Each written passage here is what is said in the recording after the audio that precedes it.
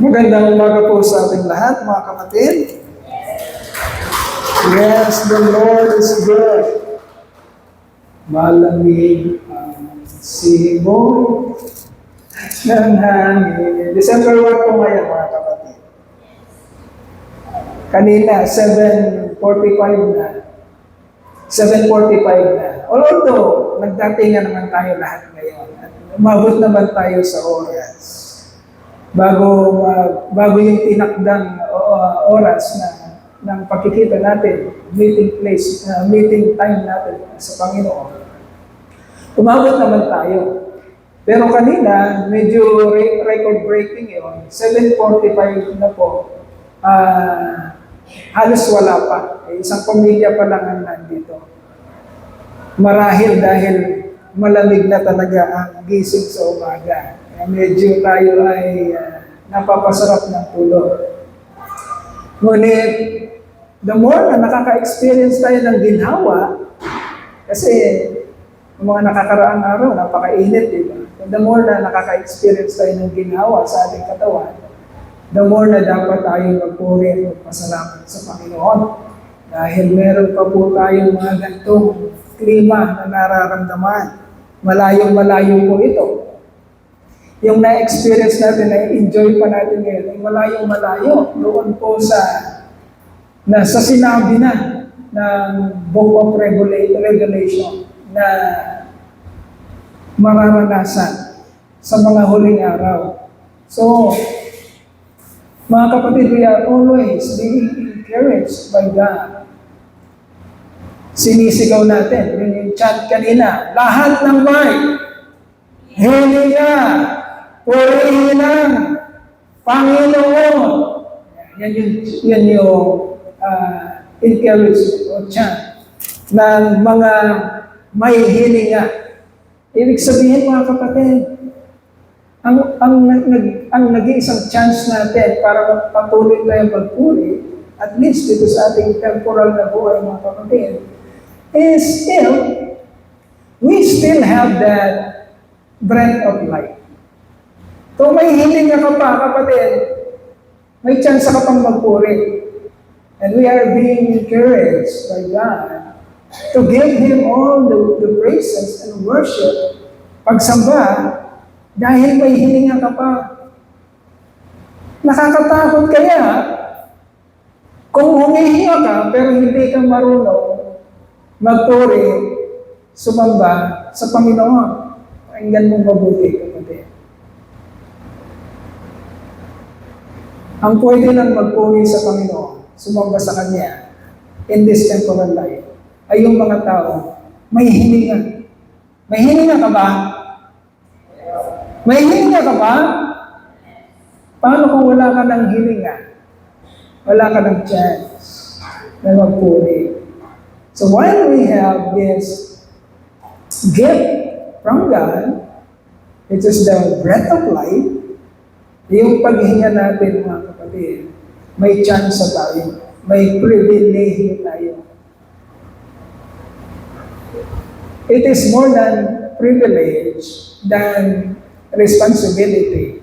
Pribilehiyo mo yun na magkaroon ka ng kaligayahan, kasiyahan, pagnanasa, na talagang magpuri at sumamba sa Panginoon. Privilege yun. Bakit? Kasi hindi naman lahat, kapatid, ay binigyan ng Panginoon ng capability, ng kakayanan, na purihin siya.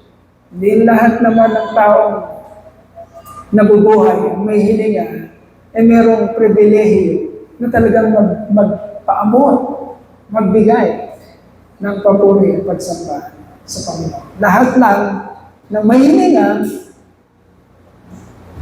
physically and spiritually, yung binuhay ng Panginoon. Sila lang, tayo lang, ang merong pagkakataon, privilege na binigay ng Panginoon. So, let us enjoy that privilege, mga kapatid. Hindi yung para lang tayo, we are just going through the motion. That is unacceptable. Hindi nagugustuhan ng Panginoon ng isang pagsamba na hindi makatotohanan. Amen. Okay? At kaya nagiging makatotohanan ng pagsamba natin. Kuya Ann. Kaya nagiging makatotohanan ng pagsamba natin, Kuya Ann, is when we really understand. Amen. Okay? Because hearing and hearing and hearing and understanding the Word of God, specifically, especially, the gospel of His grace, hearing that, understanding that, mga kapatid, yun ang nagbibigay sa atin ng talagang matinyas na pagpupuri at pagsamba sa Kanya sapagkat naiintindihan natin. Amen. Okay? Kung ano yung plano niya. Bakit umabot sa panahon natin na nauupo tayo dito at patuloy na pumapayag na magsama-sama at makinig at umunawa sapagkat nangyayari, mga kapatid, kung ano yung pinagplanuhan ng Panginoon. Ito yung patuloy natin dinidiscuss o pinag-aaralan sa mensahe ng Panginoon, ang serye ng mensahe ngayon. Nandun po tayo sa serye ng The Blood of the Lamb. At i-discuss natin yung part 2 nito. Nagkaroon tayo ng konting supplement last Thursday. But this is the part 2 of the topic of the blood of the Lamb, which we have opened. Sinimulan natin. We have started last Sunday. Okay.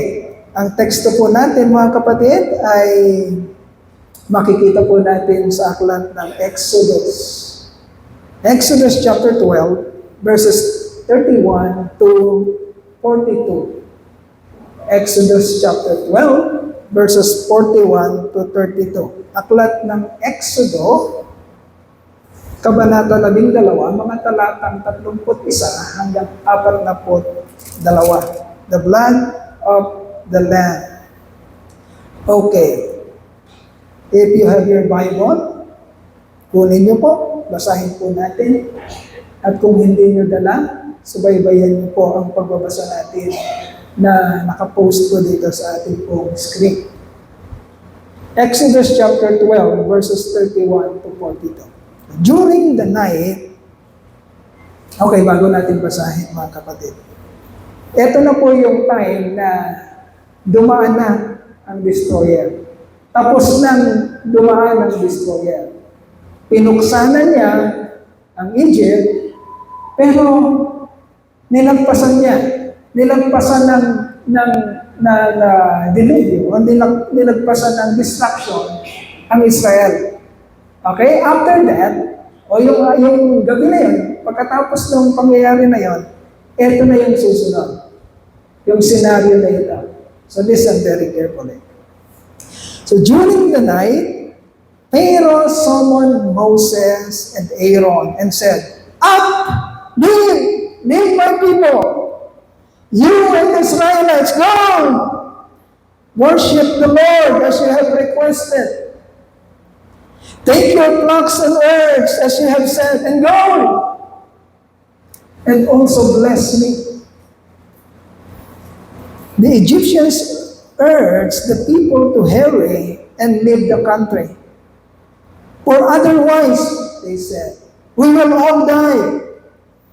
So the people took their dough before the yeast was added and carried it on their shoulders in kneading troughs wrapped in clothing. The Israelites did as Moses instructed and asked the Egyptians for articles of silver and gold and for clothing. The Lord had made the Egyptians favorably disposed toward the people, and they gave them what they asked for. So they plundered the Egyptians. The Israelites journeyed from Ramesses to Sukkot. There were about 600,000 men on foot, besides women and children. Imagine that. Imagine that, mga kapatid. Kung gaano karami ang contingent ng Israel na lumabas na ng Egypt. Yung mga kalalakihan pa lang, yung pwedeng pangdigma na kalalakihan, ay 600,000 na. Hindi natin binibilang ang mga babae, hindi natin binibilang yung mga batang lalaki. Ang binibilang natin yung mga able-bodied, kumbaga, pwedeng panlaban. 600,000. So, more or less, nandun tayo sa bilang. Kung bibilang natin mga bata at mga babae at mga babies, kung meron man. Nandun tayo sa bilang na 2 million, halos 2 million, approximately. 2 million na katao yung lumalabas mula sa Egypt papuntang lumang pangako. Napakaraming tao, no? Okay? 2 million. When many other people went up with them. Okay, verse 38. Many other people went up with them. Pag sinabi natin, many other people, pag sinabi natin other people, mga Israelita ba sila? Hindi. Okay? So, meron mga sumama, di nga lang specified, na mga tao, pero hindi sila mga Israelita. Many other people, not Israelites. Maybe, yung mga ibang naniwalang mga Egyptians, maybe mga ibang lahi na slave din, pero hindi Israelites. Hindi natin alam. Pero ang alam lang natin, may mga sumama papuntang lumang pangako na hindi Israelita. Ang binasa natin, ang mga susunod na mga accounts nito mga kapatid, makikita natin, meron yung mga foreigners na Israelites na sumama sa kanila paglabas ng Egypt. So hindi lang sila. Marami ding sumamang iba. Many other people went up with them, as well as large droves of livestock, both flocks and herds. With the dough they had brought from Egypt, they baked cake of unleavened bread. The dough was without yeast because they had been driven out of Egypt and did not have time to prepare food for themselves. Now the length of time the Israelite people lived in Egypt was 430 years. So last Thursday, we have said approximately 450. But ito na yung exact account niya is 430 years. Okay, 430 years. And at the end of the 430 years, to the very day, all the Lord's division left Egypt. Because the Lord kept vigil that night to bring them out of Egypt. On this night, all the Israelites are to keep vigil to honor the Lord for the generations to come. Okay. Ang ibig sabihin ng kept vigil is sa pag-aalaala nila ng Passover, which they will do after this event, which they will do every year or annually, mga kapatid, magdamag yan.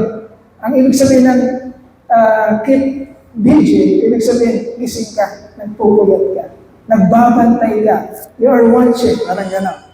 You are keeping vigil, o vigilant. Yung word na vigilant. Okay.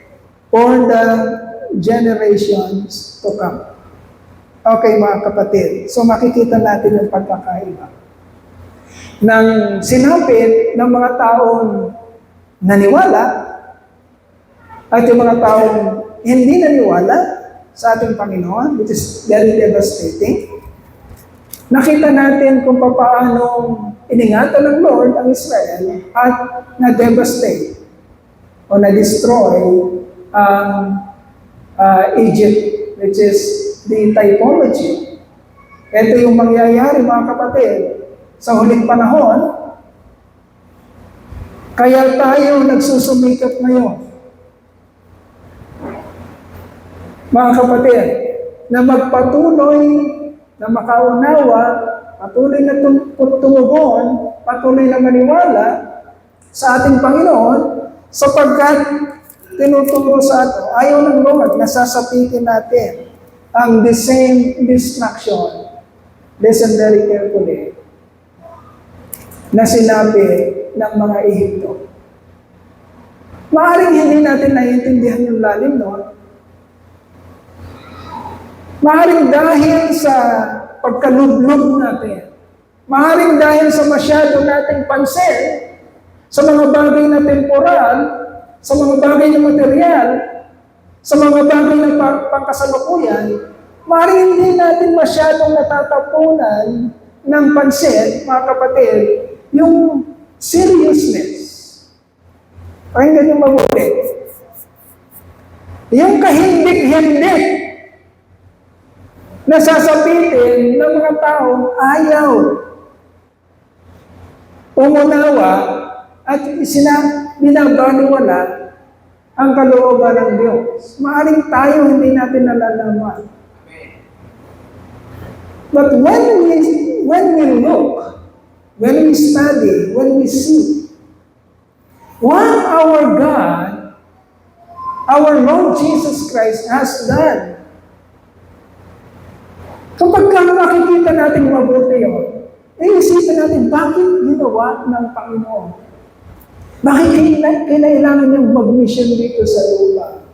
Bakit kailangan niyang ibayubay sa krus? Bakit kailangan niyang dumanas ng napakatinding kahihiyan mula sa atin na kanyang nilalang? Bakit niya tinanggap ang lahat ng iyon? Bakit hinayaan niya na mangyari sa kanya ang isang bagay na hindi naman karapat dapat mangyari sa kanya? Bakit kailangan ibubo niya ang kanyang dugo, magsakripisyo siya, at mamatay sa krus ng Kalbaryo?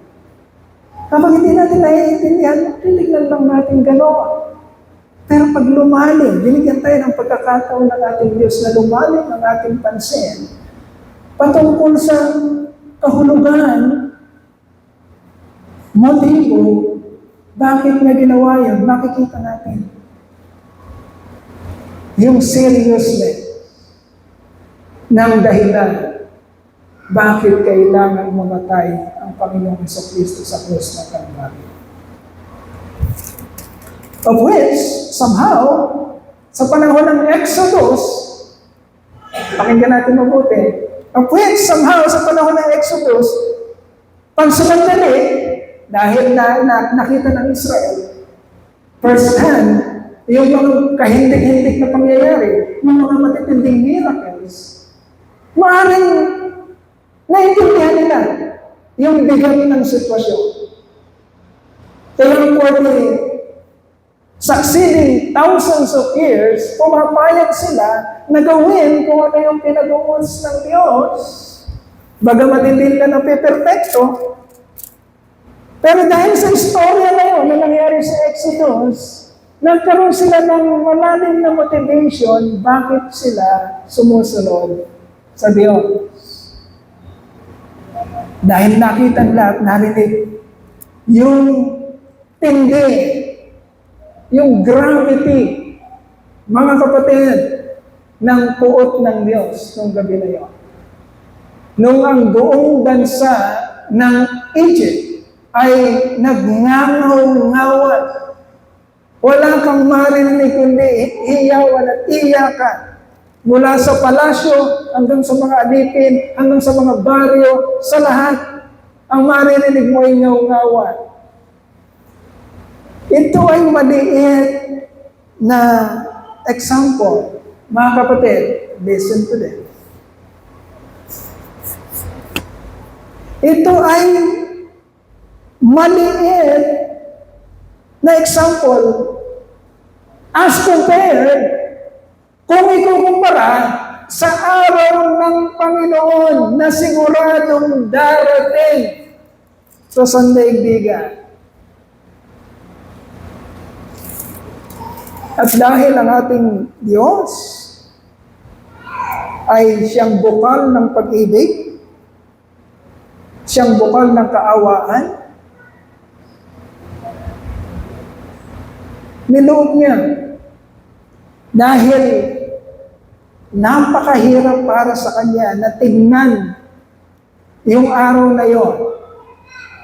Napakahirap para sa isang Diyos na siyang binubukalan ng awa at habag at pag-ibig. Napakahirap sa kanyang tignan yung mga araw na yun. Kaya naman,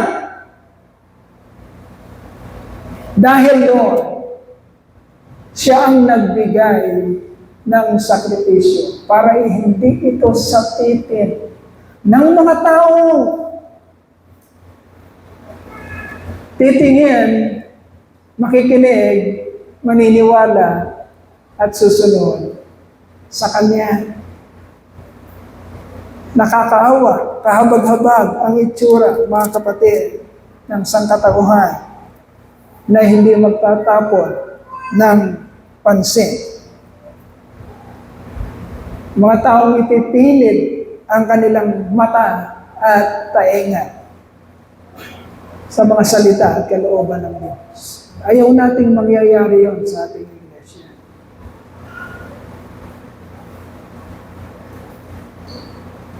Hindi tayo gumagaya sa mga organisasyon o anumang relihiyon na magpapakyut lang sa isa't isa. Yung sasabihin natin kung ano yung gustong marinig ng mga nangangating mga tenga. No. Sasabihin natin kung ano ang nararapat, kung ano yung totoo, upang makapaghanda tayo sa araw ng Panginoon, which is napaka-lapit na. If you consider all the prophecies that has been said in the book of Apocalypse, the book of Revelation,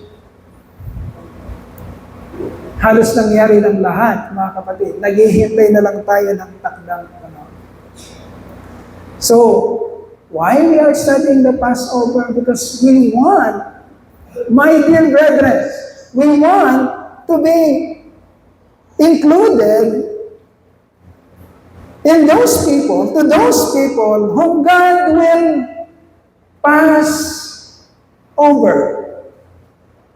Kapag dumarating na yung destruction, yung diluvyo, mga kapatid, gusto natin, kagaya tayo, o ma-experience natin ang the same favor, the same mercy ng mga Israelitang dinaanan lang ng destruction at hindi nakaranas ng destruction. Kailangan nating maunawaan sapagkat ngayon pa lang ay binibigay na ng Diyos ang kasiguruhan. Hindi ka magugulat, kapatid. Pagdating ng panahon na yan, hindi ka magugulat. No, because we are children of light. Sabi ng Thessalonica. Sabi ng Corinto. We are children of light. Darating nga ang panahon na yan na parang magnanakaw. Darating nga siya, parang magnanakaw sa gabi. Pero may pangako ang Diyos sa kanyang mga hinirang. Hindi tayo magugulat sapagkat inihanda tayo ng Panginoon. Nakahanda ka ba? That is why hindi tayo nagbubula-bulahan, hindi tayo nagbibiro-biroan. We are watchers. We are watchers of the Advent. We are indigent, sabi dito. Indigent. Ano ibig sabihin na indigent? Nagpupuyat ang espiritu mo. Kahit natutulog yung katawan, nagpapahinga ang iyong katawan, but your spirit, mga kapatid, ang espiritu mo ay nagbibigil, on watch, palaging nakatingin. Kaya ang mga hinirang ay hindi magugulat. Yun ang sinabi ng Biblia. Hindi tayo yung tipong, ay, nandiyan na ba? Wait! Hindi tayo yon. Hindi tayo gano'n. Sister Yowie. Hindi tayo ganon. Ginigising tayo ng Panginoon. Tinuturuan tayo. Pinakikialaman at kinukulit. Okay? Sapagkat nakakaawa ang mga tao, darat na ng Panginoon na hindi nakahanda. Ang natitira sa kanila ay pangangalit ng ngipin. There will be gnashing of teeth. Ang natitira sa kanila ay curses. Imbis na magpasalamat sa Diyos, imbis na matuwa, susumpain nila ang Diyos. Kasi magaganap na sa kanila ang quote ng Diyos. Imbis na excitement, kagaya ng mga nangyayari sa mga elect ng Diyos, imbis na excitement, ang nakikita sa kanila is panginginig, pangangatal. Bakit? Hindi sila nakahanda. Anong pinagagawa nila sa buhay? Ayun. Ginawa nila kung anong gusto nilang gawin, mga kapatid. Napakaseryoso na malaman natin anong ibig sabihin o anong kapangyarihan ng dugo ng ating Panginoong Kristo na ipinahid sa ating buhay para lagpasan tayo. Kailangan maunawaan ito. Kailangan maintindihan ng iyong buhay. Kailangan ma-appreciate upang isa ka sa may makatotohanan, may hininga sa lupang ito na sisigaw ang pagpupuri sa Panginoon. Last Thursday, although binuksan natin yung pinakita natin, can you please ano nga natin yung Ark of the Covenant? Please show it dito sa ating screen, Ark of the Covenant. Binuksan natin ng Thursday, pero hindi naman natin natapos ipaliwanag. Okay? Importante maintindihan natin ito mga kapatid. Yung plano ng Diyos para sa ating redemption, sa ating kaligtasan. Bago natin ipagpatuloy, maunawaan natin. Ano ba yan? Okay. Andiyan na? Ayan. Yan yung Ark of the Covenant. Kailangan kabisado natin. Anong Tagalog nito mga kapatid? Kaban ng tipan. Okay? Ark of the Covenant, kaban ng tipan. Ito yung ring, may iba-ibang meaning yan. Ito yung pole, o yung hawakan, ito magkabila yan, meron yan. Ito yung kaban, yung mismong kahon, yun yung kaban. At yung nasa ibabaw, ano yung nasa ibabaw? Mercy seat. Okay? Luklukan ng awa, luklukan ng habag. Okay, tandaan natin ang plano ng kung paano ginawa ng Lord ang kaligtasan. Mga kapatid, nauna ang instruction. Tatlong bagay para madakot natin yung kabuuan ng ating scripture. Tatlong bagay. Nauna ang instruction, which is the law, yung kautosan, tsaka dumating yung redemption. Okay? Which is the grace of God, yung kanyang grasya. And then, after ng trabaho ng Panginoon na redemption, 2,000 years ago, ang nangyayari sa atin ngayon ay provision. Dahil kasama natin ang banal na Espiritu. Okay? Instruction came first, and then the actual act of redemption, which was done by our Lord Jesus Christ 2,000 years ago. And what we have today is continuous provision coming from God through the workings, indwelling Holy Spirit na nakakasama natin. Okay, ito yung kaban ng tipan. Pag tinignan natin siya, kailangan na iintindihan natin siya. Sa kaban na ito, napag-aralan natin, tinapos na natin ito dati pa. Sa kaban na ito, merong laman niya na tatlo. Ano yung laman na tatlo niya? Mga young people. Malapit ng year-end natin. Ano yung laman niya?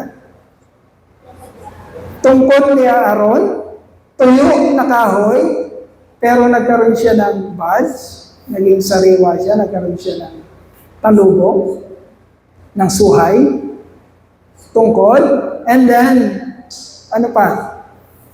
Mana, jar of mana that contains mana. Although wala nang manang bumabagsak, nag-preserve sila ng mana sa jar. Nandun yan sa loob. And then ano pa isa?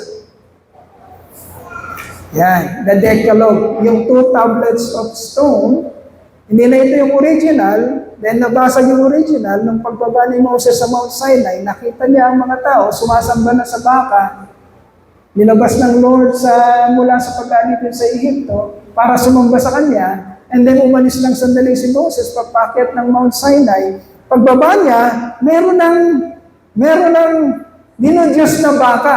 So yung daladalang Decalogue ni Moses, inihagis niya, nabasag yun, kaya sabi doon, bago pa man ibigay ang law, na broken na. Bago pa man ibigay yung batas o instruction, nilabag na ng tao. Okay? Broken. And pinalitan niya, yan yung nilagay dyan. Okay. So, yung nasa ibabaw niya, ito yung mercy seat. By the term itself, pakinggang mabuti, by the term itself, mercy seat. Luklukan ng habag, luklukan ng awa. Doon yung makikita yung kabuuan ng plano ng Diyos. Nauna, ang kautusan ng Diyos. Nauna ang mga propeta na i-set up or sabihin, ihula kung ano yung mga darating sa future. Piniprepare ng mga propeta, listen very carefully, piniprepare ng prophets ang puso't isipan ng sangkatauhan sa darating na katotohanan ng ating Panginoong Jesucristo. The rod or the staff. The staff of Aaron represents the prophets. Okay? Si Aaron, prophet siya, si Moses, and then yung mga susunod. The rod of Aaron represents the prophets. Ito yung mga paghahanda ng Diyos for the coming truth. Okay? And then, the 2 tablets of stone represents the righteousness and holiness of God. It commands the instructions of God kung paano mamuhay ng matuwid. And then, the jar of manna represents the temporal bread or temporal provision na galing din sa Diyos noong mga panahon ng Old Testament. Okay, saan sila nakalocate dito sa kaban? Nasaan yung tatlo na yun? Nasa loob na. Okay? Tinatakpan na sila ng ano? Tinatakpan na sila ng? Okay, tingnan niyo mabuti ha. Sinabi natin na lahat ng materyales ng ibang parts ng Ark of the Covenant, kahoy, pero tinubog sa ginto. There is some value from that, pero hindi masyadong valuable. Okay? Although nakikita mo siya sa panlabas, ginto siya, pero yung pagloob niya, kahoy, tinubog siya sa ginto. While the mercy seat, yung nasa ibabaw, yung pinaka-cover, mga kapatid, ito ay pure gold, indestructible. Hindi kailanman masinsira. Okay? Yung gold, yung valuable thing na yon, mga kapatid, siya ang tumakip doon sa shadow. Okay? Doon sa hindi masyadong valuable. Tinakpan ng mercy seat. Okay? Ang ibig sabihin ng mga kapatid, so meron tayong dalawang nakikita sa ibabaw. Meron tayong dalawang angels na nakaganyan, nakayungyong sa ibabaw ng mercy seat, sa ibabaw ng cover. Ang kanilang mga mata, kanilang mga pakpak ay nakatakip sa mercy seat at ang kanilang mga mata ay saan nakatingin? Saan nakatingin ang mga mata ng mga angels? Sa mercy seat. Nakikita ba ng mga angels yung nasa loob? Nakikita ba nila? Yung nasa loob ng kaban? Anong nakikita ng mga angels? Yung mercy seat. Okay? Ngayon sa kostumbre, mga kapatid, sa kostumbre ng mga Hudyo, ng Israel, every time napapasok at magsasacrifice ang saserdote, ang punong saserdote, doon sa most holy place, sa dakong kabanan-banalan, may dala silang dugo ng sakripisyo. Okay? At ang instruction is, pakinggan mabuti, iwiwisik nila sa ibabaw ng mercy seat. Pag winisik nila ang dugo ay mapupunta doon sa ibabaw ng mercy seat. Okay? So makikita ang dugo doon sa ibabaw ng mercy seat. Ano ang nakikita ng mga angels sa ibabaw?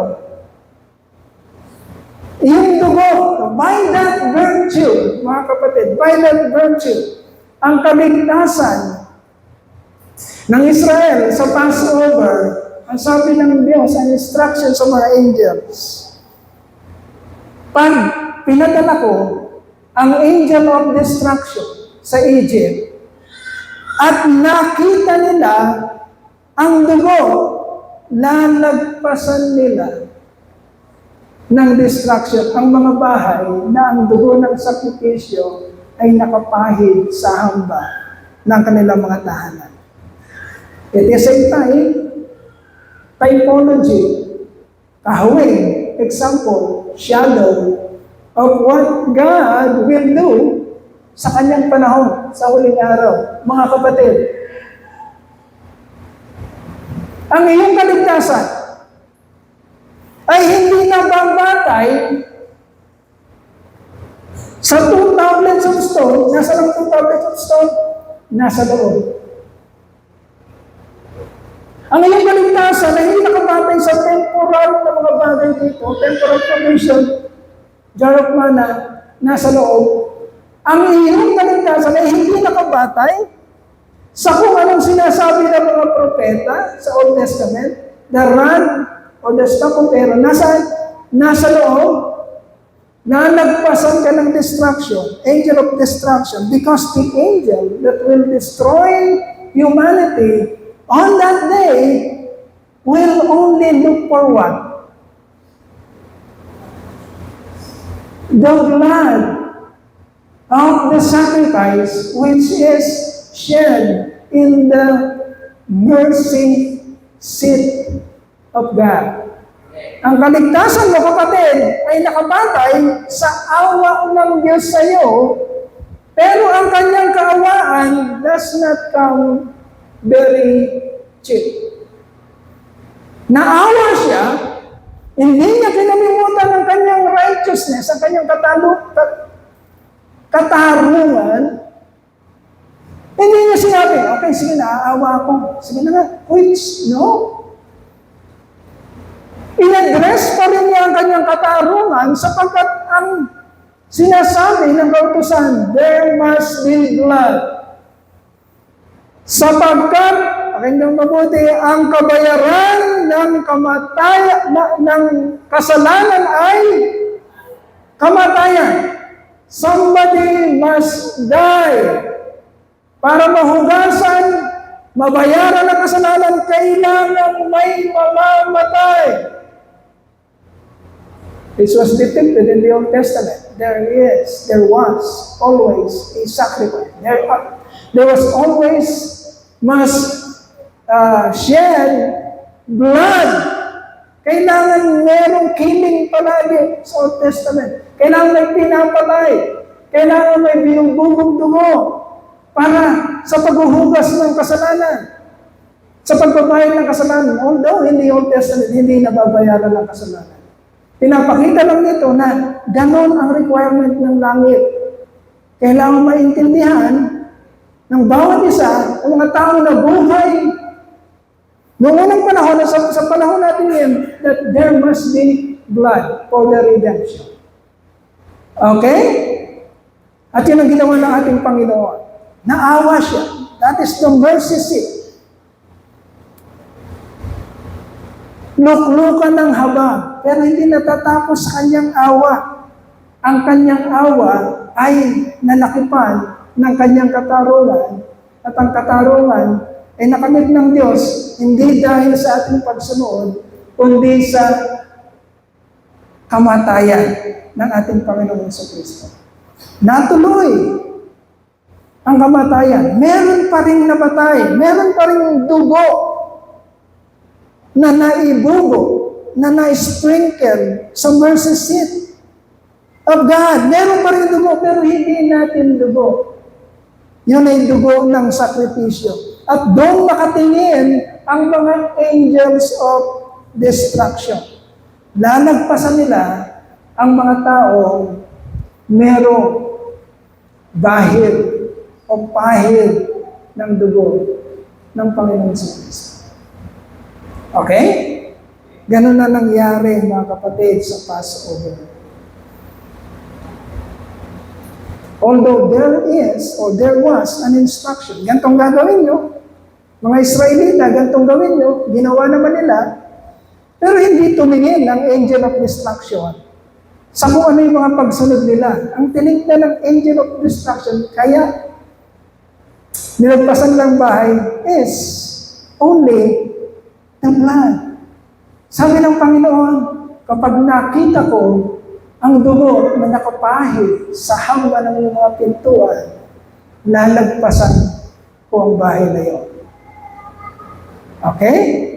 Hindi sinabi ng Panginoon, kapag sapat na ang inyong mga pagsunod at nakita ko ang dugo sa hamba ng pintuan, lalagpasan ko ang bahay na iyon. No? Nauna nga ang instruction. Nauna nga ang law. Pero ang law ang nag-set up ng awa ng Diyos. Bakit? Kasi kung ang tao o ang Israelita ay nakakasapat sa requirement ng law, hindi nila kailangan ng awa. Okay? Kapag nag-aral ka sa school at sapat naman ang kakayanan mo para pumasa, kailangan mo ba ng pasang-awa? Kailangan mo ba ng awa? Pag nakakasapat naman ang karunungan mo at ang lahat ng iyong pagpapagal para makagraduate o makapasa sa school, kailangan mo ba ng awa sa teacher? Sa instructor? Hindi. But the law was given first. Ibinigay ang batas, ibinigay ang utos. At ang tao kailanman hindi makasapat ng pagsunod. Okay? At dahil alam ng Diyos na hindi sila makakasapat ng pagsunod, ibibigay niya ang awa, ibibigay niya ang grasya. Now, by that virtue, by that grace, by that mercy, as depicted in the mercy seat, by that blood, ang dugo na yun ay awa ng Diyos sa mapapahamak. By that blood, mga kapatid, by that mercy, meron kang kaligtasan. Hindi ka makakapagmalaki sa harapan ng Diyos. Dahil ipinakita ng batas, ipinakita ng kautusan, na hindi mo magagawang sumunod sa Kanya. At dahil hindi mo magawang sumunod sa Kanya, here comes the intervention of the mercy and the grace of God. Without that intervention, mga kapatid, without that blood spread across the door jambs of the houses of the Israelites kung walang dugong nakapahid doon. Hindi lalagpasan ng destruction ng bahay ng mga Israelita. They will experience the same destruction, kagaya ng destruction na nakita sa Egypt. Kaparehong dilubyo ang mararanasan ng mga Israelita sa dilubyong dinanas ng mga Egyptian. But because of the mercy, because of the grace and the blood of the sacrifice, mga kapatid, doon lang titingin ang angel of destruction at lalagpasan ang kanilang mga bahay. The same thing. The same thing. Kailangan maintindihan, kapatid. Kailangan nating maintindihan. Pagdating ng panahon, pagdating ng time, sa panahon ng ating Panginoon, ang kumpiyansa mo, tandaan mo, kapatid, ang kumpiyansa mo ay kailangan nakabatay, nakabase, nakapundasyon. Hindi dun sa mga naiisip mong, ay kasi ginawa ko, ay kasi binigay ko, ay kasi sumunod ako. Wala daw. Your confidence, your boldness to come near that throne of God, throne of grace, must be, mga kapatid, malinaw. Malinaw na malinaw mong naunawaan that you are saved only by the blood of the sacrifice, the blood of the Lamb. Okay, yun yung verse 6. Okay? Ang kaligtasan natin ay hindi nakabase sa 2 tablets of stone, which is nasa loob na, nakabaon na sa loob. Hindi dahil sa prophets, sa mga anumang instruction o hula sa Old Testament, sa superstitions, nandun na, nakabaon na, nasa ilalim na. Hindi dahil sa mga temporal na ginagawa ng tao, material na bagay, nandun sa ilalim yun. Ang kaligtasan mo ay nandun sa mercy seat of Christ, of God, na isinakatuparan ng kanyang sakripisyo, ng kanyang banal na dugo na nai-sprinkle sa ibabaw ng mercy seat. Sana malinaw sa atin yan, mga kapatid. Yun ang ibig sabihin ng Ark of the Covenant. Okay. So, 15 minutes. Okay. So, i-introduce lang natin. Okay. So, Moses commanded, tandaan natin tatlong sa sequence ng plan of God, plan of salvation, plan of redemption. May tatlong sequence yan. Instruction, redemption, provision. Yung instruction, yun yung law, yun yung prophets. Yung redemption, ito na yung act of grace of God sa pamamagitan ng kamatayan ng Panginoon sa Kristo 2,000 years ago. And then yung provision, ito yung pagpapaging maayos at banal natin, nagagawa natin yung we are capable of doing that because of the indwelling Holy Spirit that is living in us. Okay? Instruction, redemption, provision. Unahin muna natin yung sa instruction. So Moses commanded the Israelites to plunder the Egyptians before they leave Egypt. And the Israelites did as Moses instructed them. Okay, tingnan niyo mabuti yung pagkakaiba. Although nung wala pa yung redemption ng Panginoon sa Israelites sa panahon ni Moses, nung wala pa yon, ang kalagayan ng Israel is alipin sila ng mga Egyptians. Halos hindi sila pinapasweldo, puro hirap, at ang lahat ng kanilang pinagpapagalan ay napupunta lamang sa kaharian ng Egypt. Yun ang kalagayan. Ay, kasi maaaring itanong nyo dito, ang sabi kasi dito, ang utos i-plunder nyo. Ano yung plunder sa Tagalog? Ha? Sa gobyerno, parang ano natin din? Nakawan. Okay, kuhanan, umitan, nakawan. Kunin mo ang hindi sa'yo. Okay? Kaya may mga plunder case na nangyari sa gobyerno. Okay, kaya may mga impeachment case sa gobyerno na ang pinakakaso is plunder case. Okay, ang nag-uutos ng plunder dito, hindi tao. Diyos. Okay? Inutusan ng Diyos ang mga Israelita na i-plunder niyo ang Egypt.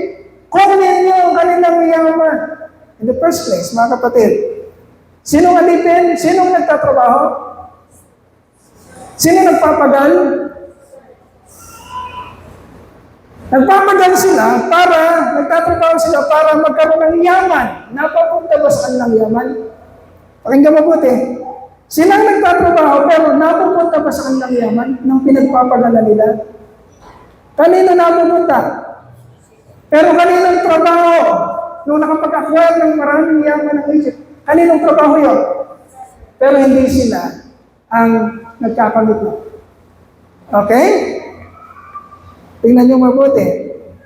So because Moses was commanded by God, so Moses commanded the Israelites to plunder the Egyptians before they leave Egypt.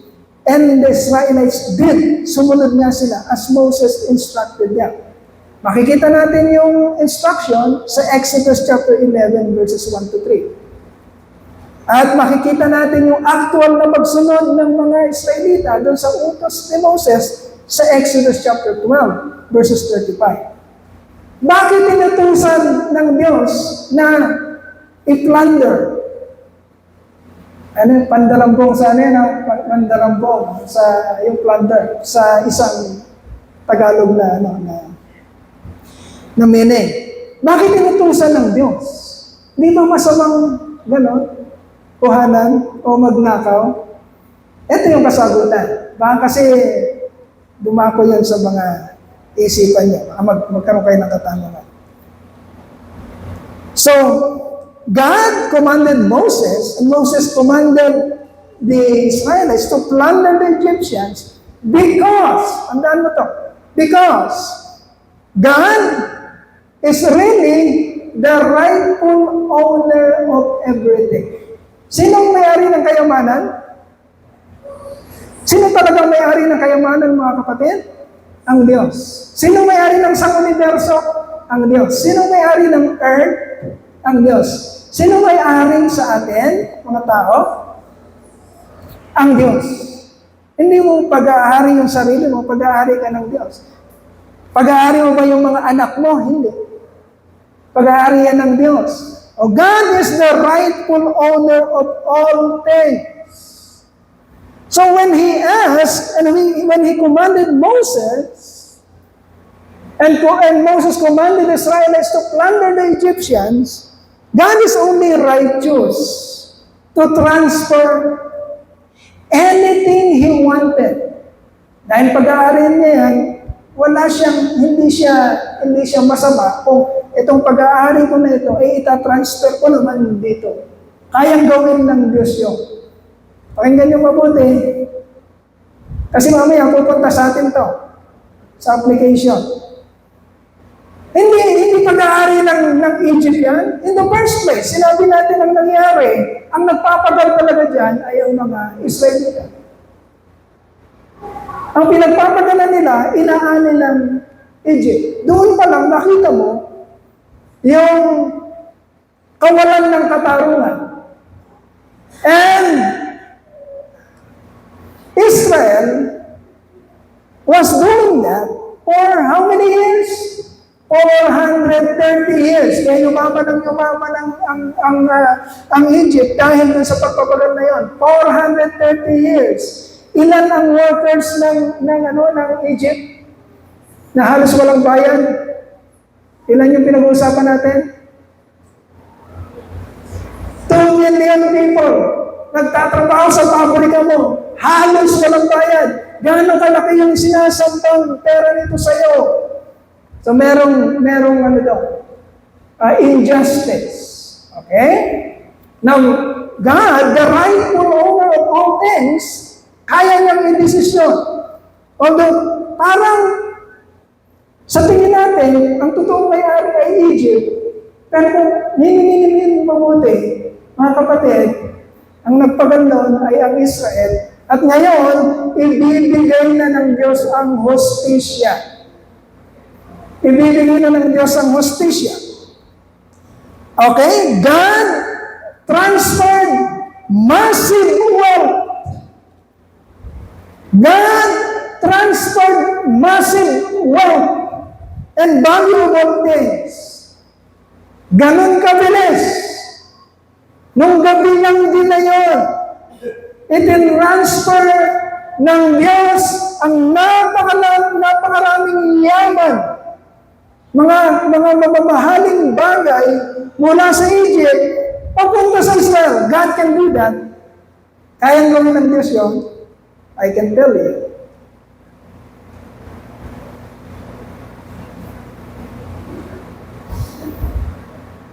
Kayang gawin ng Diyos sapagkat siya ang nagmamayari ng lahat. So ito yung warning sa atin. Warning sa atin yan.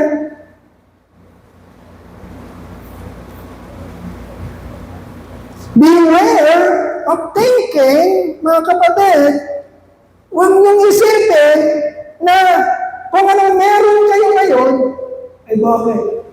Pinaghirapan ko ito totoo naman. Kung pinaghirapan mo talaga, totoo naman. Pero huwag mo pa rin isipin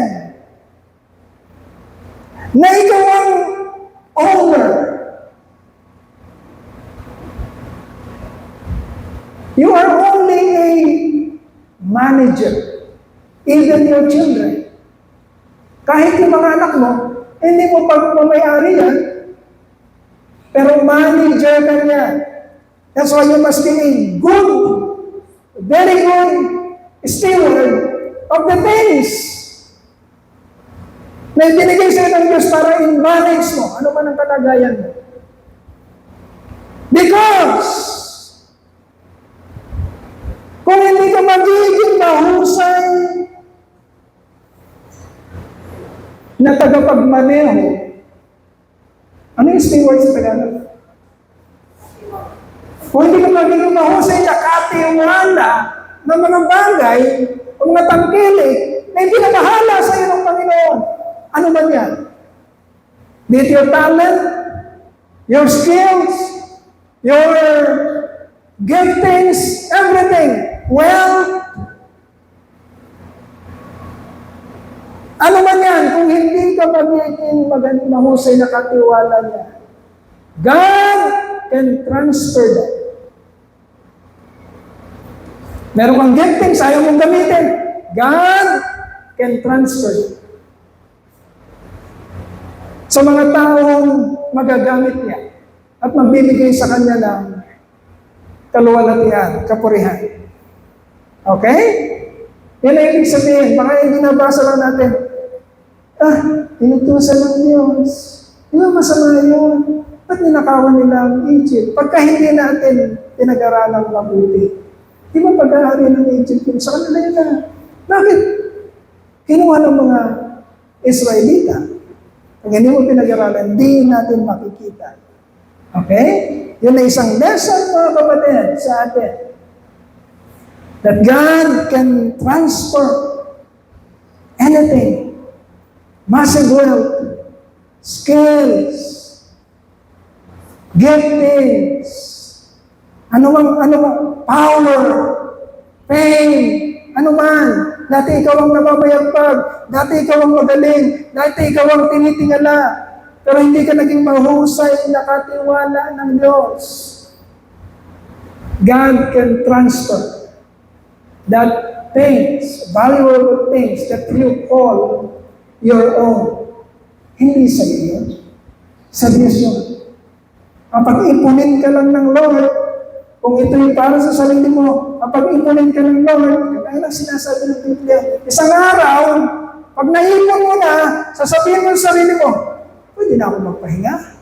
Marami nang naka-imbak sa aking marami nang naka-imbak sa aking, yung unwise na sa bodega ko, okay na.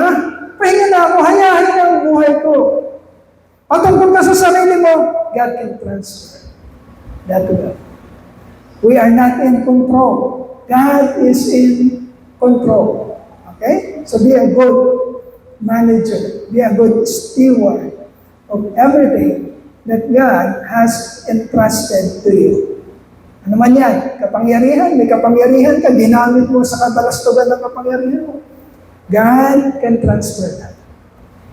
At hindi niya pababayaan, hindi ka magdudusa sa kung anumang kabalastugan ginawa mo. Kagaya ng ginawa niya sa Ehipto. Okay.